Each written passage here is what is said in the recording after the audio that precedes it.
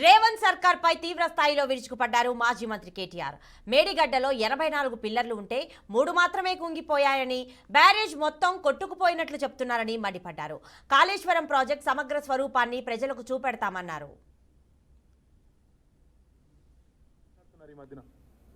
కాళేశ్వరం అంటే ఒక మేడిగడ్డ మాత్రమే అన్నట్టు, కాళేశ్వరం అంటే ఒక బరాజ్ మాత్రమే అన్నట్టు కొంతమంది తెలియక తెలిసి కూడా కావాలని ప్రజల్ని తప్పుదోవ పట్టించడానికి కూడా మాట్లాడుతున్న పరిస్థితి.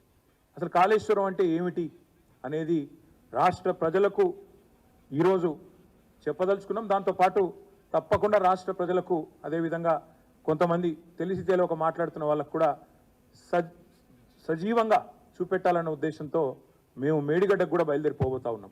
మరి పెద్దలు కేసీఆర్ గారు నల్లగొండ సభలో బహిరంగ సభలోనే స్పష్టంగా చెప్పారు, మీరు పోవడం కాదు మేమే పోతాము నల్లగొండకి, మన మేడిగడ్డకి.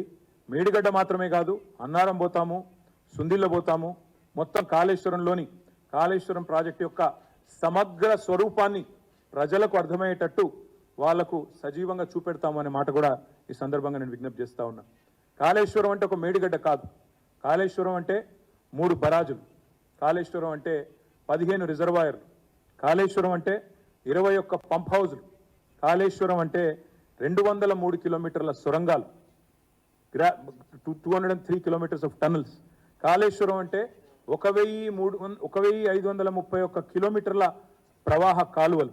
కాళేశ్వరం అంటే 98 కిలోమీటర్ల ప్రెషర్ మెయిన్స్, 141 టీఎంసీల స్టోరేజ్ కెపాసిటీ.